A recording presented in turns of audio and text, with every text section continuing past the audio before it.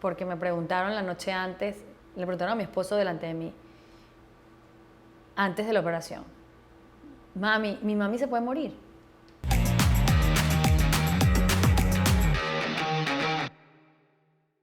Bueno, yo fui una niña muy feliz. Creo que tuve la bendición y el privilegio de haber nacido en una familia donde el amor era la base de todo, donde la comprensión era la base de todo, donde el apoyo eh, a cualquiera de las cosas que mi hermano y yo nos íbamos a desarrollar siempre estuvo. Era la Venezuela en la que todo el mundo quería vivir. Era una Venezuela donde jamás en la vida pensabas dejarla o irte, pero siempre en mi casa la palabra trabajo, dedicación, fueron los pilares de nuestra familia.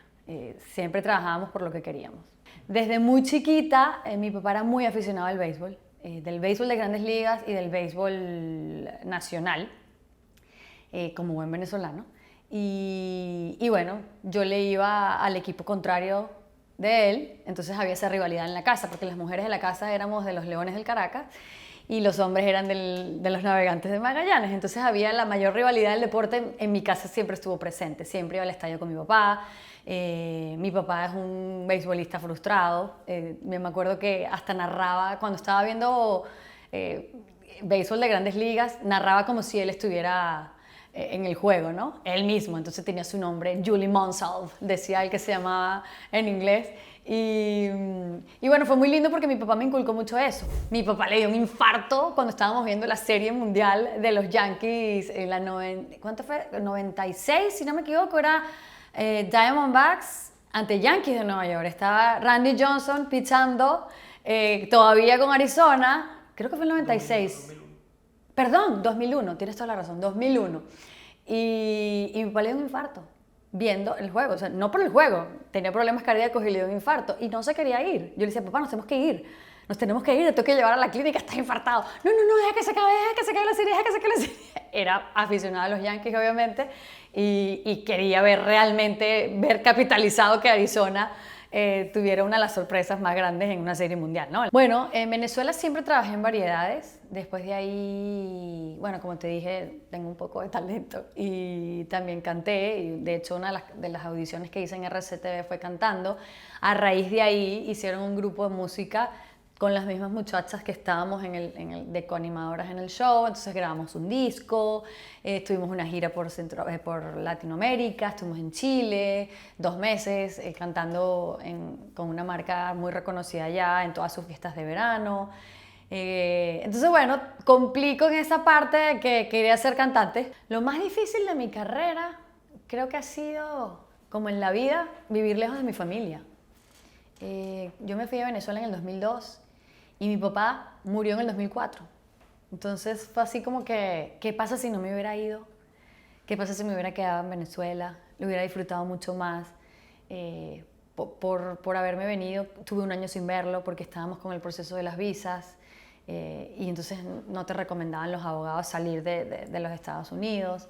Entonces creo que esa es una de las cosas más difíciles que pasa a cualquier emigrante, ¿no? Es el estar lejos de su familia. Estuve 12 años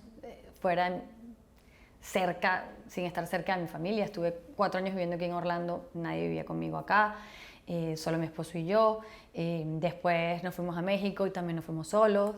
Después me fui a Los Ángeles con ESPN, también fueron 4 años solos en Los Ángeles. Pero bueno, lo lindo también era conocer acá gente que han sido tan importantes en mi vida en cada país y en cada ciudad en la que estuve, ¿no? Y el típico comercial de dealer de carro, también estuve ahí. Y me vieron en un comercial y me dijeron, queremos que vengas a hacer una audición, un casting. Y yo le dije, buenísimo, ¿para qué? Bueno, reportera, host. Y yo, ok, buenísimo. Fui, me presenté y ahí llegó la oportunidad del deporte. En ese momento la directora de noticias me dice, mira, no te había querido decir porque no sabía cuál es tu background, cuál es tu currículum, todo lo que has hecho, pero estamos buscando un anchor para el segmento deportivo del noticiero local de Telemundo Orlando. Pero no tiene nada que ver con Telemundo, nada más tienen el nombre, pero no tiene nada que ver con el network, ¿no? A nivel nacional. Ya yo tenía mis papeles, ya yo tenía mi residencia y me acababa de llegar la residencia. Y me acuerdo que, nada, yo empecé a trabajar, a buscar algo más global. Yo quería trabajar en algo más a nivel nacional, no solo a nivel local. Y también mando mi currículum para hacer en español. Y mandé mi currículum a todos lados. Yo me acuerdo que lo mandé a Univision, lo mandé a Telemundo, lo mandé a todas, en ese momento, las empresas más grandes de comunicaciones en el país, ¿no? Y me llaman y me dicen, bueno, sí, queremos que vengas. Me llamó para hacer un casting. Entonces me dijeron, pero el casting es en México. Entonces yo digo, ¿pero por qué es en México? Bueno, porque es que SportsCenter en español se hace en México y se produce en México. O sea, si vas a venir a la audición, por lo menos ven un poco con la idea de que si llegaras a gustarnos, pues te tendrías que venir a vivir a México porque nosotros hacemos SportsCenter ahí. Entonces imagínate, después de haber ya trabajado 4 años para tener mis papeles en regla en los Estados Unidos, que dejé de ir a oportunidades porque no podía en ese momento hacerla, pero ahora resulta que después que me llega la residencia, entonces ahora me voy a ir a México. Entonces me acuerdo que mi esposo me dijo, yo le digo, ¿qué hago? O sea, voy a la audición, ¿qué piensas tú? Y me dice, me volteó y me dijo, es ESPN, tienes que ir. Entonces, claro, cuando tienes esa persona al lado que te apoya tanto como me apoyaron mi papá y mi mamá en toda mi formación de vida, digo, si a este señor no le importa moverse a México después de todo lo que hemos pasado, pues tengo que irme a México. Siempre he tenido el privilegio de estar rodeada de los mejores comunicadores deportivos, siempre. En ESPN lo tuve, cuando me tocaba hacer los ESPYs tenía la oportunidad de estar al lado de Fernando Palomo. Entonces, o sea, ¿qué le puedes aprender a Palomo? Después, cuando estuve en Nación ESPN, pues tenía a David Faitelson. ¿Qué le puedo aprender a David Faitelson que me pueda ayudar a mí para seguir creciendo y para seguir formándome como periodista polémica, como periodista de análisis, como periodista de debate? Siempre respeté mucho el rol de los que estuvieron antes.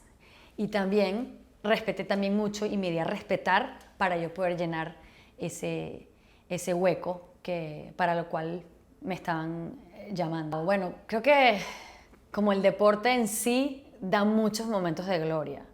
Y aunque la gloria no es nuestra, porque la gloria es de los atletas, de los equipos, uno tiene su propia batalla y su propia gloria, ¿no?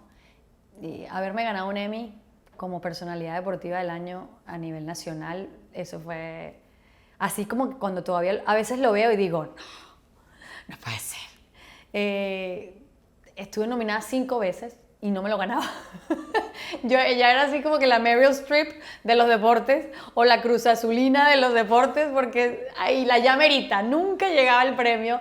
Pero bueno, ya el hecho de que, y aunque suene un poco cliché, ya el hecho de que pensaran en ti, en nominarte ante una lista tan amplia de talentos y de comunicadores deportivos, ya era un premio para mí.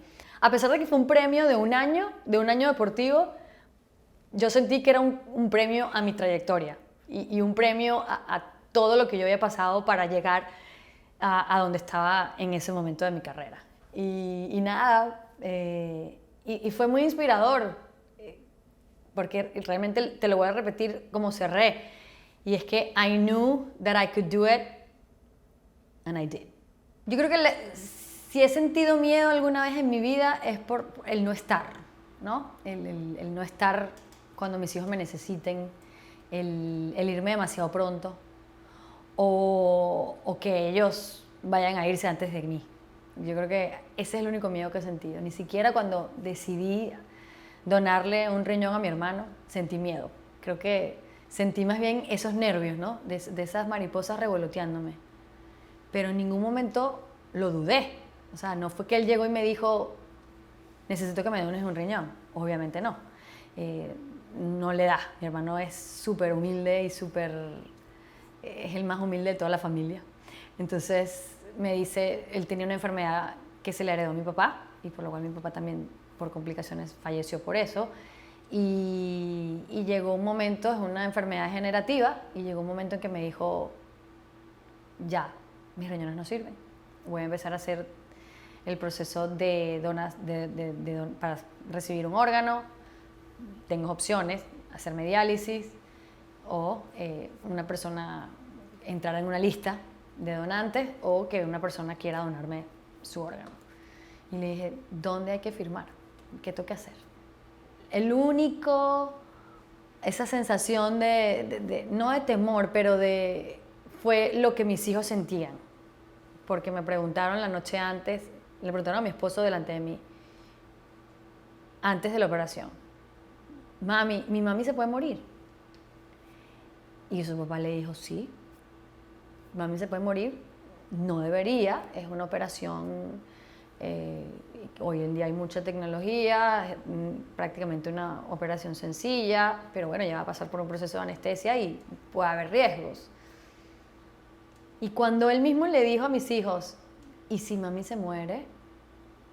Por lo menos vamos a saber que se murió haciendo el bien y tratando de hacer el bien por su hermano. Yo ahí dije, pues ya, no va a pasar nada, no va a pasar nada porque no puede ser que pase algo. Y lo que pasó fue lo que pasó, todo bello, mi hermano es una persona súper sana hoy en día, gracias a mi riñón, chiquito pero cumplidor, mis 8 años que estuve en Univisión, o Televisa Univisión, como se llama ahora, fue espectacular, porque estuvimos en donde pasaba todo y éramos los protagonistas de lo que pasaba. A nosotros nos tocaba contar lo que estaba pasando en el mundo deportivo. Y bueno, y con esta oportunidad de venirme a Miami con Univisión, pues llegó la oportunidad de estar junto a mi familia nuevamente. Mi hermano vive aquí en Miami, mi mamá estaba viviendo aquí en Miami, mi mamá se enfermó de cáncer, entonces tuve la oportunidad de estar en un gran trabajo y tener una gran oferta laboral, pero también tener la oferta de que podía estar con mi mamá en su recuperación, en todo su tratamiento del cáncer, también se recuperó, gracias a Dios. Entonces eso, ¿no? Yo creo que los más grandes obstáculos de mi vida han sido el caminar sola con mi pareja, crear nuestra propia historia, pero alejados de la gente que te quiere, de la gente que te apoya, de la gente que ha sido importante en tu vida.